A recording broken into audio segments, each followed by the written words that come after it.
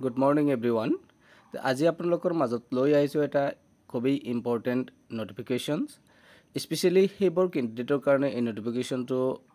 লৈ আহিছো যিবিলাক ক্যান্ডিডেটে বিচাৰি আছে Assam Srimanta Sankardev University of Health সায়েন্সৰ আন্ডাৰত প্ৰাইভেট অৰ গভটত বিএসসি নাৰ্ছিং কৰিবলৈ বিচাৰি আছে এই ক্যান্ডিডেট বিলাকৰ কাৰণে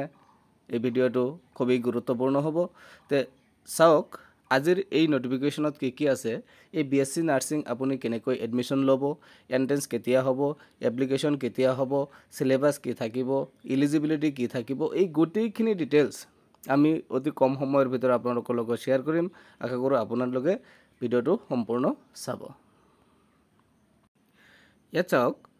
এটো ওলাইছে Srimanta Sankardev University of Health Science এই state university of the government of Assam Asom গভৰ্নমেন্টৰ এটা ষ্টেট ইউনিভাৰ্চিটি হয় আৰু নোটিফিকেশনটো ওলাইছে 11 এপ্ৰিল 2025 তাত 11 এপ্ৰিল 2025 চনৰ এই নোটিফিকেশনটো ওলাইছে আৰু ইয়াত স্পষ্ট আকাৰত লিখা আছে notification educational notifications entrance examinations for admission into BSc nursing course in both the government and private institution of Assam for the session 2025.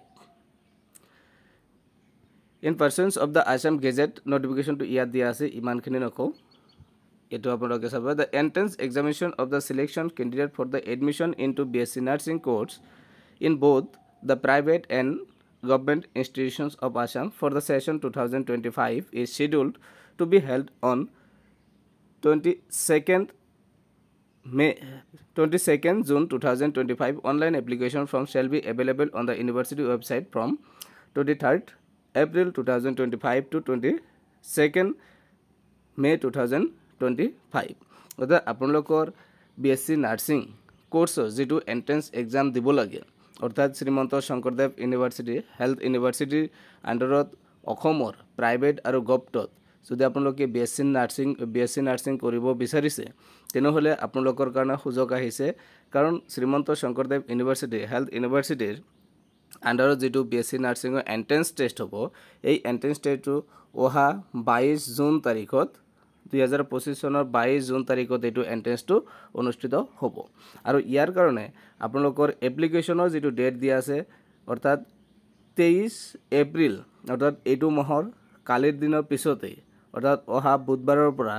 23 April 2025 ৰ পৰা আৰম্ভ কৰি 22 মে 2025 অৰ্থাৎ এক মাহ আপোনালোকৰ এপ্লিকেশন চলিব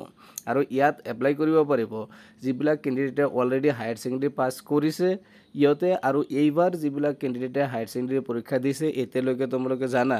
যে এতিয়ালৈকে ৰিজাল্টটো অহা নাই কিন্তু ৰিজাল্ট হয়তো এপ্ৰিলৰ লাষ্ট মুহূৰ্তত বা মেৰ প্ৰথম সপ্তাহৰ ভিতৰত কিন্তু এই হায়াৰ সেকেন্ডাৰী যেটো আছে এটো ৰিজাল্ট অহাৰ চান্স আছে গতিকে আপোনালোকৰ ৰিজাল্ট ওলোৱাৰ পিছত এপ্লাই কৰিব পাৰিব আৰু এবাৰ কৈ দিছো আপোনালোকৰ এন্ট্ৰেন্স এক্সামটো বিএসসি নাৰ্ছিংৰ যেটো এন্ট্ৰেন্স কমন এন্ট্ৰেন্স টেষ্ট হ'ব টেষ্টটো হ'ব কিমান তাৰিখত 22 জুন 2025 চনত আৰু এপ্লিকেশন হ'ব 23 এপ্ৰিলৰ পৰা আৰম্ভ কৰি 22 মে লৈকে এপ্লিকেশন হ'ব এতে কথা হল ইয়াত আপোনালোকে এপ্লিকেশন কেনেকৈ কৰিব আমি নেক্সট ভিডিওত আপোনালোকক স্পষ্ট আকাৰত একদম ক্লিয়াৰলি এপ্লিকেশনটো কেনেকৈ কৰে এনৰোলমেন্ট কেনেকৈ কৰে এন্ট্ৰেন্স এক্সামৰ সিলেবাস কি গোটেইখিনি আমি দেখুৱাই দিম কিন্তু এতিয়া আপোনালোকক দেখাম যে এই এন্ট্ৰেন্সটোত এপ্লিকেশন কৰাৰ বাবে আপোনালোকৰ এলিজিবিলিটি কি লাগিব এলিজিবিলিটি ইয়াত সায়েন্স লাগিব অৰ্থাৎ যদি আপোনালোকে সায়েন্সত হায়াৰ সেকেন্ডাৰী পাস কৰিছে আৰু আপোনালোকৰ ফিজিক্স কেমিষ্ট্ৰি বায়োলজি যদি আছে তেনেহলে ইয়াত এপ্লাই কৰিব পাৰিব অৰ্থাৎ এক কথাত ক'বলৈ গ'লে সায়েন্সৰ ক্যান্ডিডেট বিলাকৰ কাৰণে হে এই বিএসসি নাৰ্ছিং কোৰ্সটো খোলা আছে এতিয়া কথা হল যিবিলাক ক্যান্ডিডেট সায়েন্সৰ পৰা সায়েন্স সিস্টেমৰ পৰা হায়াৰ সেকেন্ডাৰী পাস কৰিছে এই ক্যান্ডিডেট বিলাকে ইয়াত এপ্লিকেশন কৰিব পাৰিব অৰ্থাৎ কমন এন্ট্ৰেন্স টেষ্ট দিব পাৰিব আৰু সিলেকশন পালে প্ৰাইভেট হক গভটত হক শ্ৰীমন্ত শংকৰদেৱ ইউনিভাৰ্চিটি আন্ডাৰত কি হ'ব আপোনালোকৰ বিএসসি নাৰ্ছিং কোৰ্সটো কৰিব পাৰিব এতিয়া এই এপ্লিকেশনৰ ফি কিমান লাগিব প্ৰথমতে এটো কও ইয়াত ফি লাগিব আপোনালোকৰ যদি জেনাৰেল হয় তেনেহলে 1500 লাগিব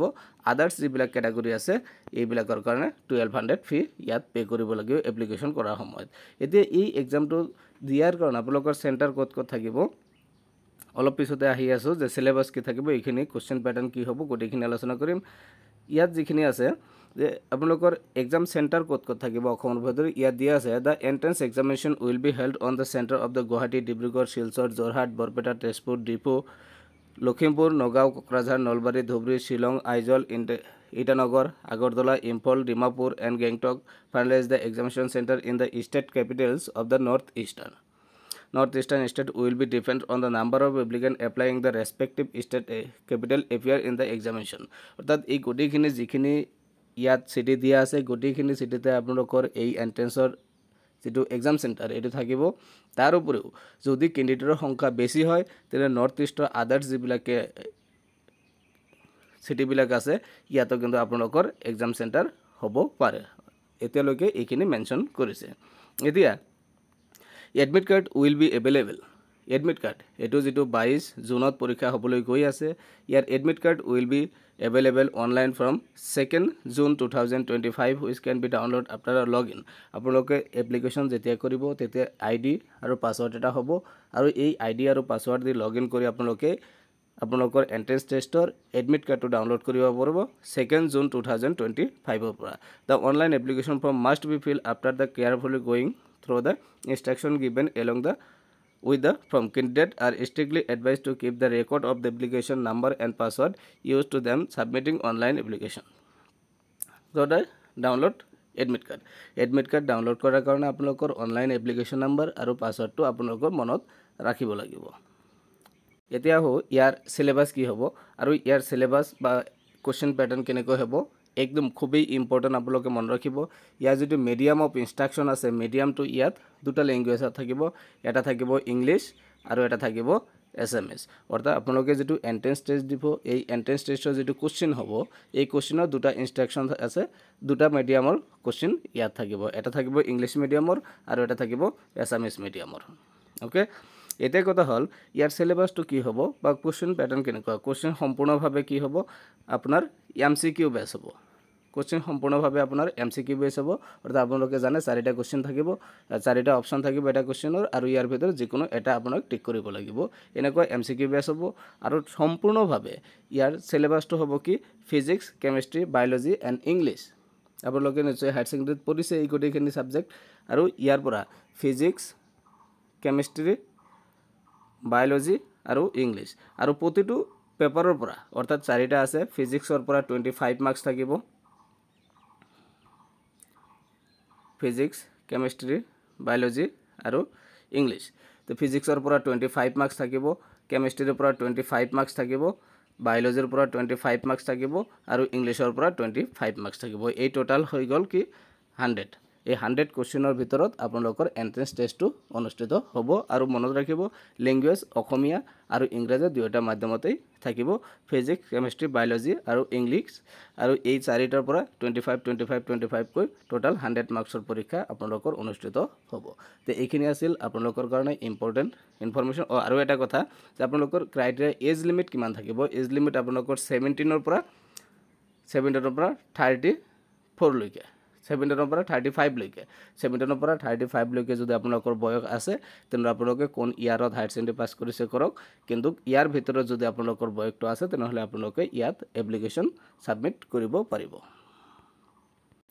এইখিনি আছিল ইনফৰমেশন আৰু এই এপ্লিকেশনটো কেনেকৈ সাবমিট কৰিব এইখিনি কথা আপোনালোকক জনাম অৰ্থাৎ 23 তাৰিখৰ পৰা এপ্লিকেশনটো আৰম্ভ হ'ব আৰু যেতিয়াই আৰম্ভ হ'ব তেতিয়া এপ্লিকেশন মই কৰি আপোনালোকক দেখুৱাই দিম এপ্লিকেশন ফৰ্মটো কেনেকৈ সাবমিট কৰিব গতিকে ভিডিওটো সম্পূৰ্ণ যদি চাইছে যদি ভাল লাগিছে তেনেহলে ইনফৰমেশন এনেকুৱা পোৱাৰ কাৰণে চেনেলটো সাবস্ক্ৰাইব কৰিব আৰু আমাৰ লগত থাকিব পৰৱৰ্তী আপডেট পোৱাৰ কাৰণে ধন্যবাদ